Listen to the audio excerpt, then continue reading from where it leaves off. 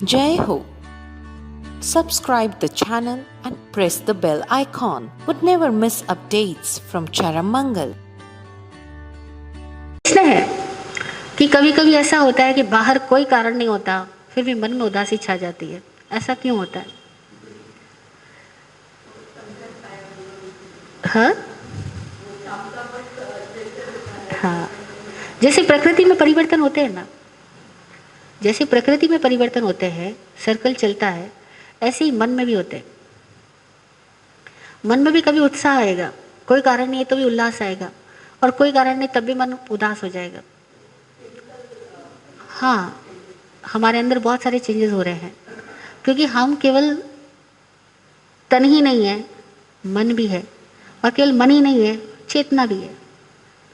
तो हमारे अंदर भी लगातार एक चक्र चल रहा है। जैसे धरती सूर्य के चारों ओर परिक्रमा कर रही है, ऐसे हम भी तो अपनी धुरी पे परिक्रमा कर रहे हैं। धरती अपनी धुरी पे भी घूम रही है, सूर्य के चारों ओर भी घूम रही है। सूर्य किसी और सूर्य के चारों ओर, किसी और पिंड के चारों ओर भी घूम रहा है और अपनी धुरी पे भी घूम रहा है।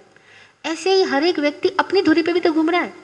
तो हमारे अंदर भी केमिकल कंपोजिशन जो है उसका भी एक पूरा सर्कल चेंज हो रहा है। बॉडी में जो ब्लड घूम रहा है उसका भी एक सर्कल चेंज हो रहा है। चंद्र, सूर्य, सारी किरणें, इन सब का भी प्रभाव हमारे अंदर चेंज हो रहा है, और हमारा अपना मूड भी लगातार चेंज हो रहा है। तो ऐसा समय सबके साथ आता है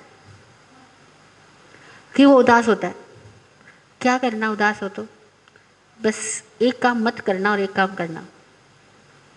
क्या नहीं करना? अपनी उदासी के लिए बाहर कोई बहाना मत ढूंढना। उदासी आ रही है, ये मत कहना बेटे की याद आई इसलिए उदासी आ रही है, पति ने आज कड़वी बात कह दी इसलिए उदासी आ रही है। ये सब हम बाहर कारण ढूंढ रहे हैं। एक्चुअली जब बहुत खुश हो ना और आपको बेटे की याद आए, खुशी में भी तो आती होगी, तब तो उदास नहीं होते। पर जब उदास हो जाते हो और तब बेटे की याद आती है तो क्या कहते हो कि बेटे की याद आई इसलिए उदास हो गया। तो खुद से सवाल करो ना कि क्या खुशी में याद नहीं आई थी क्या? है ना? पर हमें आदत पड़ गई अपनी उदासियों का कारण भी, बहाना भी बाहर खोजने की। तो मैं कह रही हूं, उदास जब हो जाओ, होता है, सभी के साथ होता है। बाहर कारण मत खोजना, बाहर कोई बहाने मत ढूंढना। ये फला ने मेरा दिल दुखाया इसलिए उदास हुई, फला ने मेरी बात नहीं मानी इसलिए उदास हुई, आज प्रॉफिट नहीं हुआ बिजनेस में इसलिए उदास हुआ। अरे बहुत दिन होते हैं, हर दिन थोड़ी प्रॉफिट होता है। तब भी कई बार आप बड़े खुश खुश घर आते हो, आए हो ना, तो आज भी आ जाओ। लेकिन उदास हो तो बाहर कारण मत खोजना, एक बात। दूसरी बात, अगर उदास हो, इस समय में कुछ कार्य है जो इसी समय में किए जा सकते हैं, जो बहुत खुशी के क्षणों में नहीं किए जा सकते। वे कार्य उन क्षणों में कर लेना। खुशी के क्षणों में किए जाने वाले कार्य दूसरे, उदासी के क्षणों में किए जाने वाले कार्य दूसरे। जो कार्य उदासी के क्षणों में किए जाने का योग्य है, उन कार्यों को उदासी के क्षणों में कर लेना, ताकि वो उदासी का क्षण भी नए अच्छे क्रिएशन का क्षण बन सके। हाँ, क्या करना? ये भी एक अच्छा क्वेश्चन है। देखो, एक बहन मिली मुझे, उसकी पेंटिंग ड्राइंग बहुत अच्छी है, लेकिन लाइफ में इतनी बिजी है कि उसको पेंटिंग करने के लिए समय नहीं मिलता। फिर भी उसने बहुत अच्छी पेंटिंग्स अपनी दिखाई हमको। हम उसको कहते हैं, आप इतनी बिजी हो, इतनी पेंटिंग्स कब करती हो? बोला, जब भी बहुत उदास होती हो, किसी और के पास नहीं होती हूँ, खुद के साथ होती हूँ, उन क्षणों के अंदर मैं पेंटिंग करती हूँ।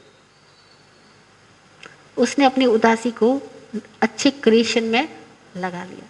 उसकी उदासी के क्षण बीत जाते हैं और उसके भीतर से नई पेंटिंग निकल जाती है, किसी के भीतर से नई कविताएं निकल जाती है, किसी के भीतर से वे कार्य जो वो बहुत किसी क्षणों में नहीं कर पाते। उदासी के क्षणों में चूंकि दिन दुनिया से तो मन बात करने का मन ही नहीं करता, तो उन क्षणों में खुद के साथ बात आराम से हो सकती है।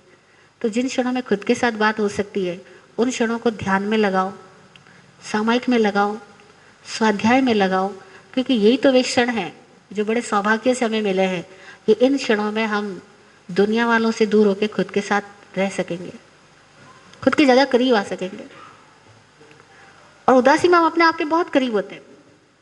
अगर हमारा दर्शन मिथ्या ना हो, यानी अगर हम बहाने ना बनाएं, बाहर उदासी का कारण ना खोजें और भीतर में जाएं, तो इन क्षणों में हमें अपने अंदर से अमृत निकालने का मौका मिलेगा। और आत्मज्ञानी श्री विराट गुरु जी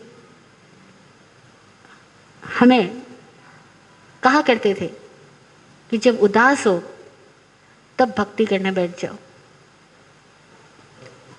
भक्ति करो, भजन गाओ। तो एक दिन हमने कहा कि गुरुजी वही तो समय होता है जब भक्ति करने का मन भी नहीं करता। जैसे आप लोग कहते हो, वही क्षण होगा जब ना भक्ति करने का मन करेगा, ना सामायिक करने का मन करेगा, ना कुछ स्वाध्याय करने का मन करेगा। तो गुरुजी बोले कि जब बीमार हो तभी दवाई लेने की जरूरत है या ठीक हो जाओ तब? हमने कहा बीमार हो तब। तो बोला यही ठीक टाइम है, सबसे बेस्ट टाइम है भक्ति करने के लिए, स्वाध्याय करने के लिए, ध्यान लगाने के लिए, जब उदास हो, क्योंकि तब आप अपने पास हो, बहुत करीब हो अपने। तो उन क्षणों का सदुपयोग करना। कब कर पाओगे? जब बाहर उदासी का कारण बहाना नहीं बनाओगे। ठीक है, ऐसा कर पाओ तो अपने बहुत सारे रुके काम भी अच्छे हो जाएंगे, अंदर से नया क्रिएशन निकल पाएगा। और उदासी के क्षणों का सदुपयोग हो गया ना, तो खुशी के क्षणों में भी संतुलन साध सकोगे। नहीं तो जब हम खुशी के क्षण में होते हैं, हम कई बार आउट ऑफ ऑर्डर हो जाते हैं, अहंकार में चले जाते हैं, आलस में चले जाते हैं, प्रमादी बन जाते हैं। लेकिन जिसने उदासी के क्षणों को जीना सीखा, वो व्यक्ति खुशी के क्षणों में भी अपने भीतर संतुलन साध सकेगा। इसलिए उदासी के क्षणों को धन्यवाद दो। अकारण आते हैं क्योंकि हमारे मन का सर्कल चल रहा है और वो चक्र चलेगा। वो ज्योतिष की भाषा में कहते हैं कि वो 2.5 दिन चंद्रमा के कुछ ऐसे होते हैं किसी किसी के, कि वो पर्टिकुलर ग्रह नक्षत्र में आते हैं तो उस व्यक्ति के अंदर उदासी छाती है। वो ज्योतिष का अपना एक विवेचन है, लेकिन हमारा कहना ऐसा है कि जब भी उदासी छाए उन क्षणों का सदुपयोग करो, आनंद आ जाएगा। जय हो।